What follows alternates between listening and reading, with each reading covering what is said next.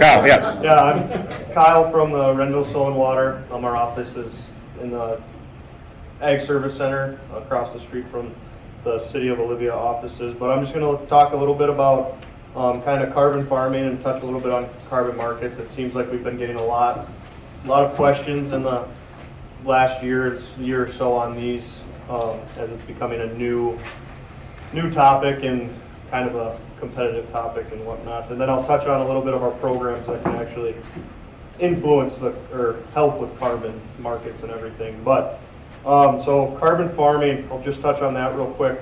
It's just kind of the mindset of using agricultural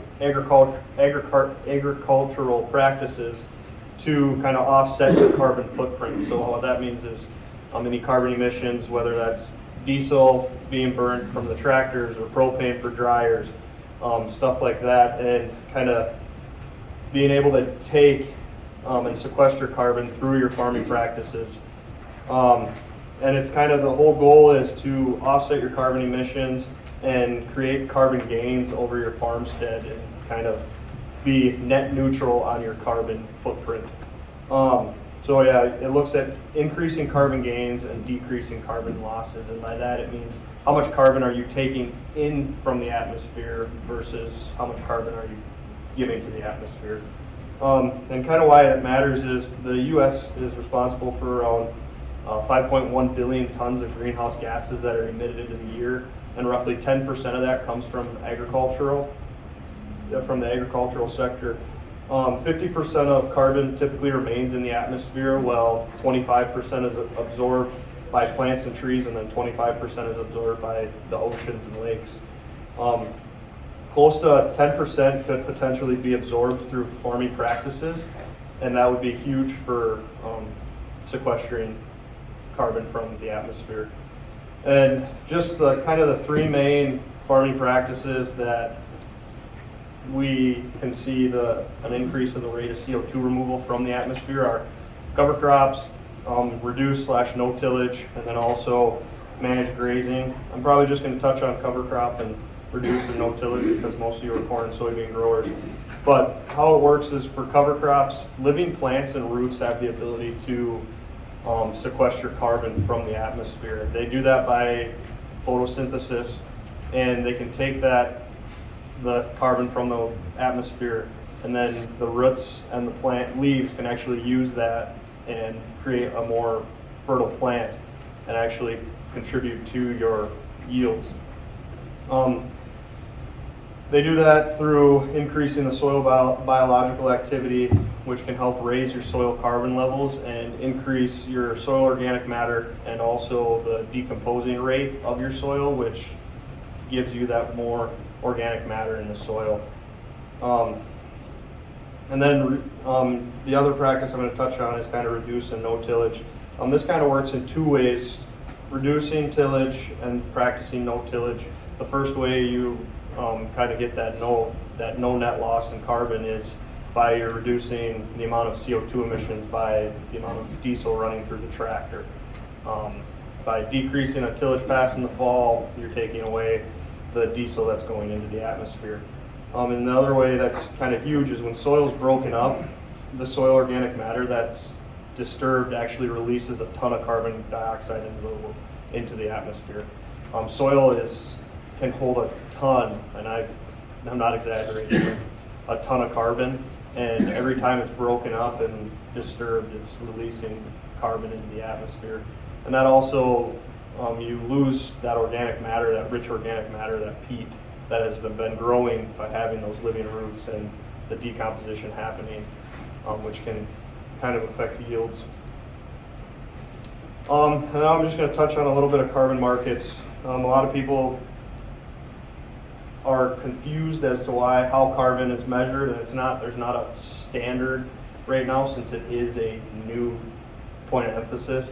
I know right now in USDA is working, and there's a bill that is supported by President Biden, and that USDA is going to create a third-party sector that will manage these carbon markets, and kind of there isn't a public place where farmers and growers can go to set up a carbon market or where they can get into these carbon credits and everything. So that's currently in legislation talk at a national level, or that'll probably be through either Farm Service Agency or some other third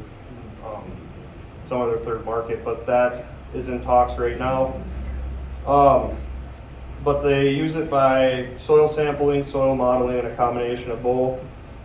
They do soil type maps. You can tell obviously your rich peaty soils are going to hold a lot more carbon than your sandy gravel soils on hilltops. They can also use environmental weather data, and this is your temperatures and your rainfall. The more soil microbial activity you have in the soil, the more carbon you're going to be able to hold. And you're looking at soil biology, soil microbials between like 75 and 95 degrees is the optimum growing range. Anything greater than 95 degrees, it's too warm and they die off. Anything lower, they just slow down or go into like hibernation. So that's kind of how Kurt was talking on, how that residue keeps those temperatures a little bit cooler. That's also going to let the soil microbial bacteria create more organic matter and be able to sequester more carbon. The other thing I touched on it is tillage. The more tillage, it's just it releases more carbon into the air.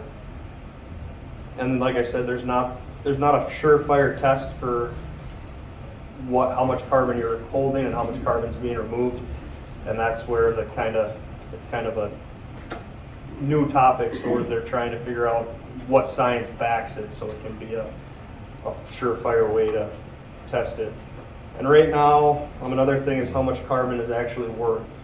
And in 2020, it depends on who's selling and who's buying. It's just like everything else. Carbon credit can be sold for as little as $3 or $4 a ton. And then there's some private industries that are selling them for $47 a ton. In 2020, Microsoft was offering $20 a ton to offset carbon, which is kind of a really generous offer. Like I said, there's no kind of public offerings right now for carbon market. It's all in the private sector. As a soil and water, we don't have any surefire advice as to this is who you should go with. It changes every day, and until kind of USDA has a standard, that's kind of who we follow. So, and I guess I'm just going to talk a little bit on our cost share here. We at the Soil and Water, we offer our own cover crop and reduced tillage cost share. It's different than the USDA, whether it's CSP or EQIP, anything like that. We actually have our own pot of money that we can use, and it covers up to 75% of the cost to plant cover crops. Our reduced tillage and no tillage runs off the same.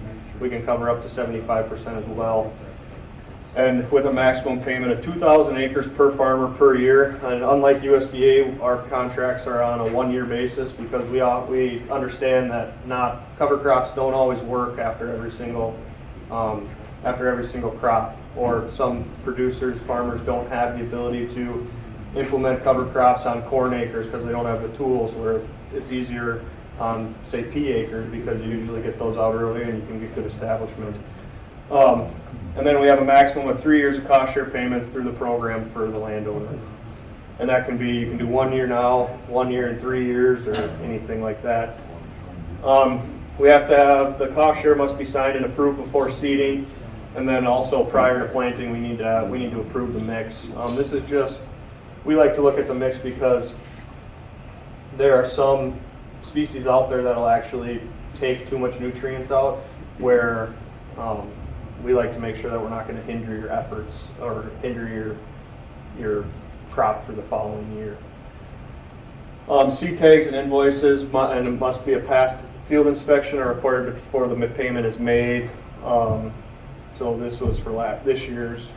And then you're ineligible if you're currently receiving cover crop through EQIP or CSP, but that doesn't mean after your EQIP or CSP contract's over, you can come to us. Just you can't double dip, as they'd say. Obviously, it's available to producers in Renville County and anybody in the Hawk Creek watershed. And any information, you can contact any of us, myself, Holly Hadlewich, she's our district administrator, and then Ethan Dahl, he's our other technician in our office. But like I said, we do this for reduced till and no-till as well, so. And we also see, let's kind of touch on the drought too. We have heard that the covers did help. Anybody with reduced till and cover crops did see a little bit better yields and weren't as hindered by the drought. And that's kind of like Kurt was saying, that residue kind of helped for corn. Soybeans, it was kind of the same, as Kurt was saying. But, and I know that's a big insect thing too with covers and residue, how you're going to increase your, how insects are more prevalent. There's a lot of different things you can do with different cover crop mixes. A lot of stuff in the mixes, they have allelopathic effects that actually can deter insects, which you can work with us in our office, where you don't have to add as much insecticide or herbicide and stuff like that, because you actually can create a mix that actually helps in that department. Also, with the P and K and nitrogen too, there's stuff that where you can reduce your fertilizer because you'll get more inputs from the actual plant. So you'll still have to use fertilizer, but it could be potentially less based on the mix that you're having. And that's just kind of what I got going on. Does anybody have any questions?